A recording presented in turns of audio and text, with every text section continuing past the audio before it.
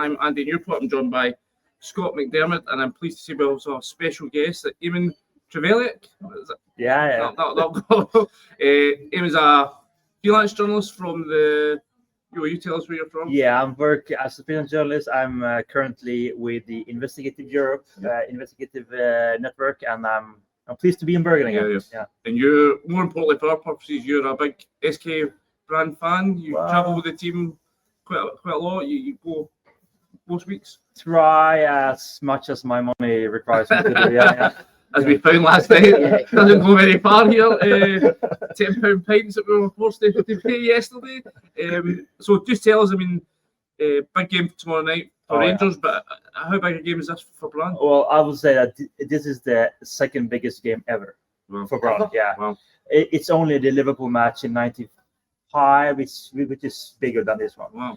So it's a huge one for this club, and Rangers is obviously a big club. It's a famous club, and we Norwegians have this obsession about football from the UK and So this is a huge one. I know there's a lot of troubles now going on in Rangers. Every kind of things, but I think that tomorrow it will be 50-50. Yeah. And how are Brann doing just now? I spoke to a Brann supporter last night. He said very inconsistent. Is that fair? Well, we finished in second the last 2 years. Now we are on the third place. We aim to have medals this year as well, and that's important because then we have European qualification also next year. That's very important for this club, and they're really trying to establish another club on like the top second three level in Norway, behind Bergen, of course. Obviously, that's. They're playing tonight in Turkey in a Champions League, and then you have Viking from Stavanger, is also a good club. So I think most supporters of Brann are very happy that we succeed to the European League this year. We had like the 2 last years, final round failure in qualification for the Conference League. So now this is the year, and the match tomorrow is going to be epic. Sold out stadium, nice weather, kind of rainy, foggy, in dark evening, good atmosphere, good fans from Glasgow. So it's going to be nice. And how will Brann approach the game? Will they see it as a game they can go and win, they can go and attack, or will they sit back? No, you think like that? The coach and players are saying that we are going to approach this as an ordinary match. We're going to play Brann football, be offensive, active, play the thing that makes Brann what it is, attractive football. But the thing is that there are a couple of key players who are not playing anymore, and I think that's a huge blow for the team, and that I think that could make this a more easy match for Rangers than if they're not beaten. You obviously got a good result in the last game in the section. You beaten Utrecht at home, I believe it was. Yeah. So what has that done for hopes? What are the expectations of what Brann can do in this Europa League phase? Well, that of course it raised hope among the fans. Obviously, they are very excited now. But most important, one thing is the victory against Utrecht, but I would say the more important thing is the away match against Lille. They played very good, and they only lost 2-1. They had three enormous opportunities to score. So I was there, and I was like, "Oh, is this my team playing against this huge club in France?" And they played them out for parts of the match. So I think this club, Brann, is coming to this competition with low expectations among themselves and the rest of the clubs, and that would be the benefit, I think. Who are the big players that Rangers are going to have to be wary of tomorrow night? Well, they have strong defenders, Paulsen Knudsen and Helland. Helland is only 19 or 20, and he's on the national team already. The midfielder are quite good. Sørensen just joined from Norwich in England. The question mark is Felix Hornmyre. He's a national team player from the national team. He had some problems with his ankle. So we don't know if he will be fit to play or not. If he's out, that's a huge blow. And the strikers, Sava Otte Magnusson from Iceland, also a national team player, he's also out with a knee injury in the last game they had against France. So that's also a huge blow. So, but they have some backups, and I mean the backups are good, but not as good as the first place. So, how much do the people of Brann know about what's been happening at Rangers? a lot of things, because the local media is all over that. You know, like the chaos with the managers and the poor performance in the Scottish League. We have this. He used to be our captain, but he left for Aberdeen. Sivert Helten Nilsen. It was a huge scandal because he obviously wanted like more money to, and so that was a kind of a not very clean cut exit from Brann when he left. So I think the fans really enjoy that he's now playing very poorly at the bench often in Aberdeen, and probably in a city with more rain and wind than Bergen. And there's history with Brann and Scottish football, Charlie Miller, Robbie Winters, people like that. Yeah, they're huge legends, both Charlie Miller and Robbie. So there have been some interesting. I mean, I would not say that like we are very concerned about Scottish football, but we have some links. Like historically, like we love to go to Scotland. The weather is the same. The culture is the same. We like northern people don't like people in the south. So it's I hope it's going to be a nice atmosphere. I know the Rangers fans are quite amazing. Also, the Brann fans are amazing. So it's going to be a classical British stadium atmosphere. Yeah. What can you tell us about the stadium? What sort of capacity is it? What is the atmosphere usually like? Is it a intimidating venue? Well, I would say that it's a classical British stadium, like 17,500 approximately. Like it's a very compact. There's no shopping mall, no like kind of these kind of things you build. It's like only an old stadium, and it has always been there. They have grass, like not like this plastic things that some clubs have. Like it's a very like, and it's and it tends to be always a good atmosphere if Brann plays well. Yeah. I mean, the audience can also be turned against the team, and that's the kind of very similar to Ibrox. So, how is your prediction? You're saying it's a 50-50 game. Do you see it? How do you see the result going? Well, I think it could be draw. Yeah. I would say that I hope for 3-3 if I would win, Wow. and not 0-0 because I love goals.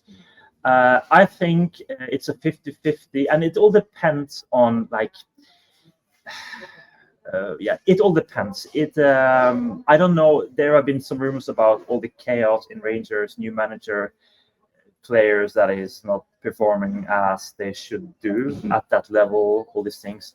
I don't think that cares so much tomorrow. I think it's like a clean sheet, new match. Does it concern you the fact that Rangers have got a new coach coming in, that there might be that bounce you get when a new manager comes in and the players are all looking to impress? They're having to fight again for their place in the team. Does that give you any cause for concern? Yeah, well, that's obviously a question to ask to professional players, how this dynamic is in like among the team. But of course, that could be something. You always see that, the first manager in the club here, he's like a 5-0 victory. Like. But I hope for a good match, and I hope Rangers will approach it as like to play attractive football, to attack, to play positive football. There are so many teams coming to away matches and like that they just park the bus, and it's like So, listen, we thank you for your time, Amund. Yeah. Hopefully you enjoy the game. and welcome to Bergen. Yes. And the rumors are like 1,500 Rangers fans. Something like that, we believe. Yeah, they'll be noisy.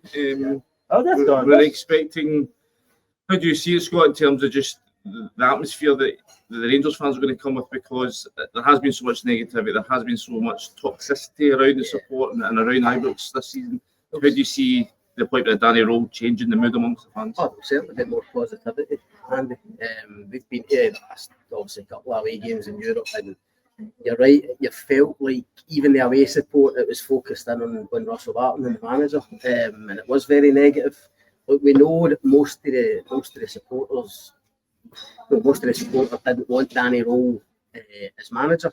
But I think he spoke very well. I think he spoke very well since he's come in. The couple of interviews that he's done, and I think supporters will give him a chance. So, with this being his first game, to say you're going to have 1,000, 1,500 or so fans, I think we'll get behind him. I think it will start really positively, and if he can get this team, producing a positive performance on the pitch, it'll big help to him because it just gets punters on board, and he can start to build a wee bit of momentum, especially if they get a win. Obviously, there was a press conference yesterday. Danny Rohl's unveiling, sitting there beside Patrick Stewart, Kevin Thelwell, Andrew Cavenagh. What did you make of what was said? Were you convinced by some of the explanations that were given to try and explain away the things that have gone so badly wrong this season? How long have you got? I was impressed with Danny Rohl. Yeah. No issues with him. Was I convinced about some of the other explanations from the likes of Cavenagh, Patrick Stewart, Kevin Thelwell? No, not really. If I'm being honest. Look, they've got a job to do to get fans back. I don't think what they said yesterday is really going to wash with supporters. The proof will be in the pudding. They keep saying that they're working hard to put things right. Ultimately, the team has to start winning again. That's the starting point. And in terms of Stewart and Thelwell, I think fans really need to see. They need to see what they're producing in those roles. I mean, Thelwell in particular, obviously, with the recruitment, wasn't convinced at all his answer about Yusuf Sharmiti, for instance. I was going to say that myself, because for me, he talks about Sharmiti coming in and being a guy over the course of his time here. He'll be somebody that will prove his value and will improve. But for me, Rangers needed a striker that was ready made. They've got rid of Cyril Dessers, who, for all his faults, guaranteed you goals. He's 50 goals over 2 years. They've signed a guy, second biggest fee the club's ever spent, and he looks raw at best. Yeah. I mean, and there's been we talk now 2-3 years since it's been a senior professional goal at first team level. I mean, I just thought, as you say, his answer was so far from convincing in that. He almost said, I think at one point, it felt as if what he was saying is, look, if he was a top striker, Rangers wouldn't have bought him. I mean, it's like £8 million for Rangers, a lot of money. We're led to believe that could rise to more than that, to 10 million over time. You're right. I mean, you look at a team at the top of the league, Hearts. I know everybody talks about the data and the analytics with Hearts, but I mean, they've signed a striker in the boy Braga for a few $100,000, and he's already joint top scorer in the league. I mean, Rangers, you're right. Rangers need this striker to come in, hit the ground running, start banging in goals. It had to be better than Dessers, and Dessers was a 25 goal a season, man. Sharmiti looks miles away for that. So no, I wasn't convinced by that. I don't think he was too convincing either with his answer about appointing his son. Again, talking about the proof of the pudding. Fans just won't buy that until they can see clear evidence that this boy's the best person for the job. Finding quality players who add value to the squad. I know that takes time, obviously, but no, as I say, Danny Rohl did fine, and I think punters will get behind him from the off. However, the other guys that were at the presser yesterday have still got a lot of making up to do. Just on Andrew Cavenagh, I mean, did you get a sense that he was grasping the enormity of the situation, the seriousness of the situation that he now finds himself in? Do you think he now understands of what he's really got himself into? I think he understands more than probably he did when we first met him when he came in. I must admit, I mean, when Russell Martin went, first of all, I think the Russell Martin experiment lasted too long, so that was the first mistake. I thought the open letter that he and Parag Marathi signed off on was washy at best when it came out. So he's under pressure. Cavenagh, the one thing I'm slightly disappointed in, and we spoke about this before, it's just in terms of his actual leadership. That when we met him that day, he's a guy with stature and presence and hugely successful, albeit a different industry. And I thought he was going to be the real figurehead, the real leader of this club. I don't think that's really happened. Yeah, I mean, he's obviously been at a few games, but I think the whole place has lacked a bit of leadership. And unfortunately, that's what fans, when the US takeover happened, that's what they were looking for. I don't really think they've got that yet. For me, I mean, he was asked about the managerial appointment process, and he's tried to paint it all. It wasn't this chaotic scenario that it looked from the outside with these, flailing attempts to get Steven Gerrard, to get Kevin Muscat, before turning around to Danny Rohl, who only a matter of days earlier had withdrawn from the race completely. So he was obviously insisting that, these discussions were all going on in parallel. And did you buy that? For me, it just made no sense. Why would you be going so far down the road with advanced talks? And we're led to believe that, essentially with Muscat, these were advanced talks. That's the noises we're getting from people close to the club. For them to say, actually, but that's no, he wasn't the guy we were talking to. That just makes no sense. I think without getting into, no one's asking them to get into every fine detail in the discussion, but I think in situations like that, you're almost better just holding your hands up and saying, listen, it's not been good enough. It's been a bit of a mess. It hasn't gone the way we hoped it would. We're going to try and put that right. We've got Danny Rohl. We're delighted with him. Whether he was first choice or that, it won't matter as long as he starts winning again. I don't think it'll matter to Danny Rohl either. I mean, he said that yesterday. I think that is the case as a manager. When you go for a job and you really fancy a job, I don't really think it matters whether you're first or second. If you want that job and think you're right for it, all it matters is you get it. So it will not affect him. But no, you're right. I think they'd have been better just holding their hands up and saying, look, we've made a mess of this, especially with it was Andrew Cavanagh's first and second managerial appointments, if you like. And again, it just goes to show how successful he's been in business. I mean, he must have made a million brilliant appointments. And he comes into football, the first one's an absolute disaster. So it remains to be seen how this one will go. But I go back to it, that these guys, the fans aren't going to let up. They're not going to let them away with anything. If Andrew Cavenagh didn't know that before, now he certainly does now. So they've got a lot of making up to do, but the main thing is the team has to start winning the pitch. They need to start getting up the Premiership table, up the Europa League table, and suddenly, if that happens, you've been in the game long enough. You know that when that happens, suddenly things start looking a lot brighter everywhere. I mean, for me, just looking at Danny Rohl coming in, I like his jibbing to the extent that he's come in. He's one of the first things he says is, "We've not got much time, but we can't use that as an excuse," which is basically the absolute opposite of what Russell Martin was saying as his short reign crumbled apart. I mean, for you, is it encouraging that he's talking that way, that he knows he has to win from the get-go?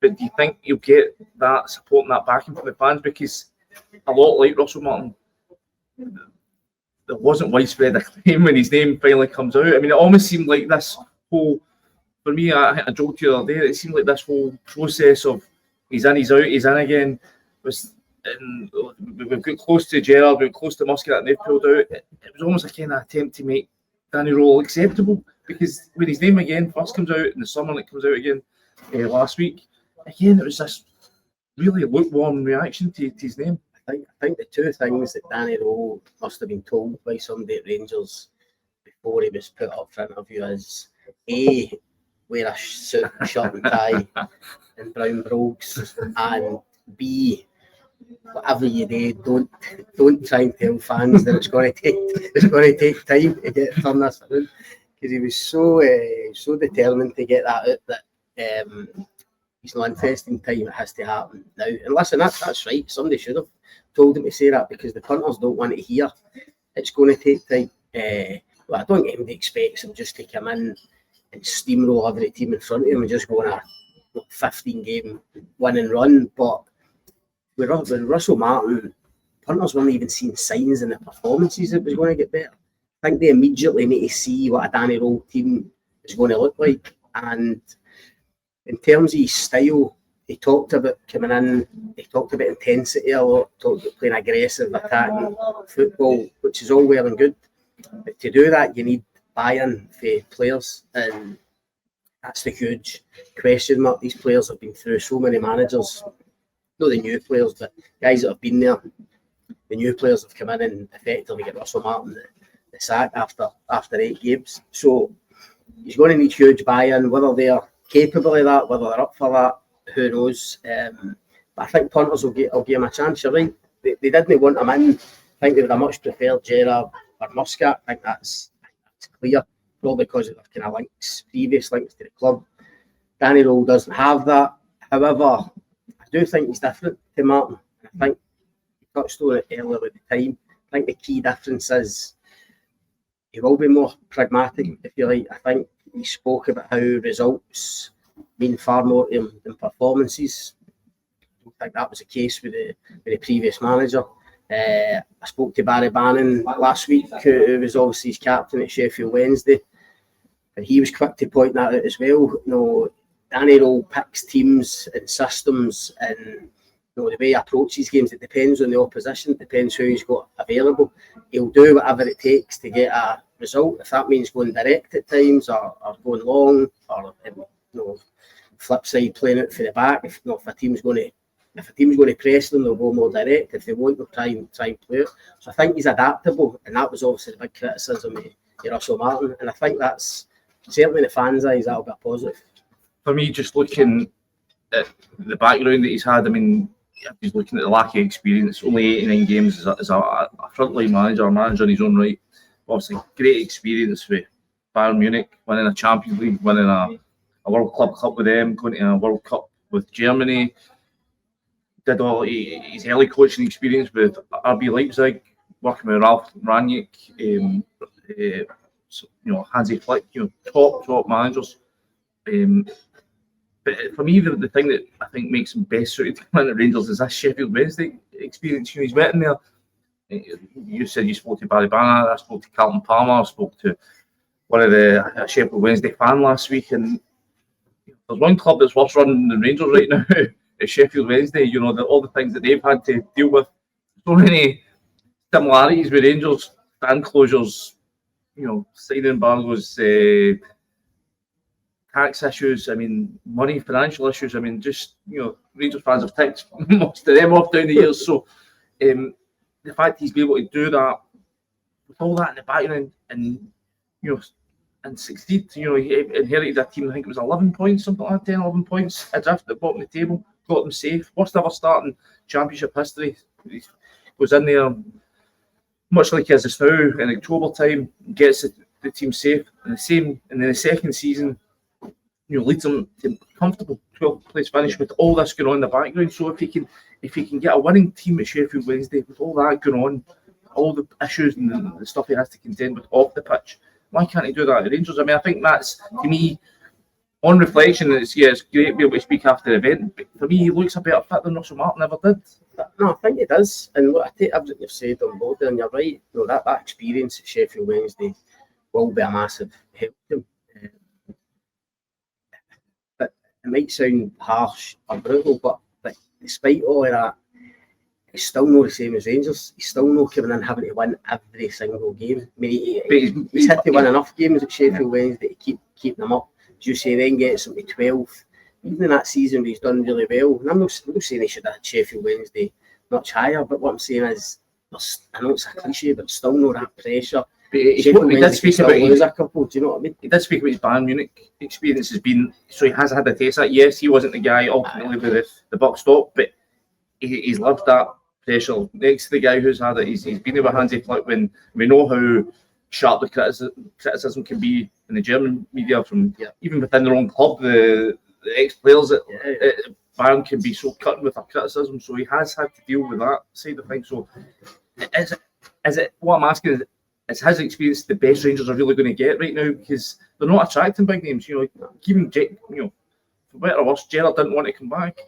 Guy was out of work whose managerial career is flopped really in Saudi Arabia and Aston Villa. You get Kevin Muscat desperate for a first proper shot in British football. Even he doesn't want to. He doesn't feel that it's a gamble worth taking right now. So is Danny Rohl the best candidate that they can get? I'm not sure if he's the best candidate.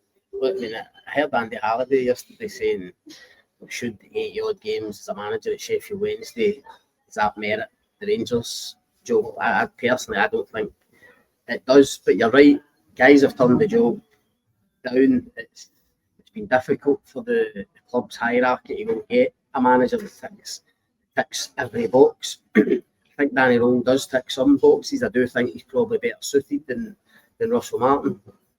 And I've written a piece today that's went online just making the point that everything I've heard about Danny Rohl has been positive in terms of Barry Bannon and working with Hansi Flick. And everything's positive. The Sheffield Wednesday supporters giving rave reviews, unlike which wasn't the case with Russell Martin. No, it wasn't. But I've said in the piece, that doesn't guarantee anything.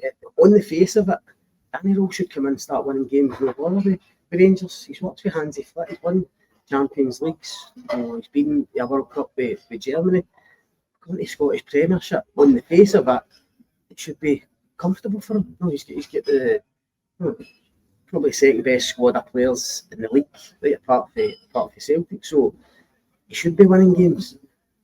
But we know it's not as simple as that. I mean, Pete had said in the piece, people talk about, they need to get a winner and need a guy that's won titles. Philippe Clement had won 3 titles in Belgium. One with unfashionable Genk against all odds. He couldn't cut it either at Rangers. This is a unique job. I say unique. Celtic's obviously the same, but they're almost unique. Sometimes it's not about the CV or what you've done. Again, I've said in the piece, Barry Ferguson came in last season. His last gig was Allo Athletic with 18 months before. And yet he goes and beats Jose Mourinho Fenerbahce away from home. That shouldn't happen, but it happens because the type of guy he is, the affinity he's got with Rangers.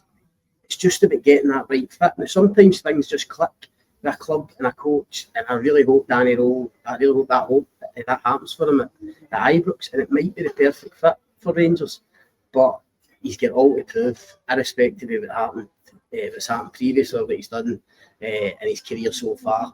He's got all to prove. It's a massive job, especially with this squad of players, which I think we agree isn't good enough. The recruitment's not been good enough, so he's got a huge task in his hands, but hopefully he gets it right.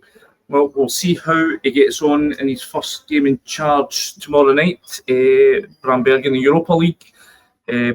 You can keep up to date with all the goings on at Record Sport Online and in the newspaper. Hope the Rangers fans will be hoping they've got a win to toast Danny Rohl in his first game in charge. I'm not sure the price is here right enough. £11 we paid last night for a pint of lager. I got a shot getting 6 cans. As long as this rain goes off. Right, we'll see you again next week. Stay tuned.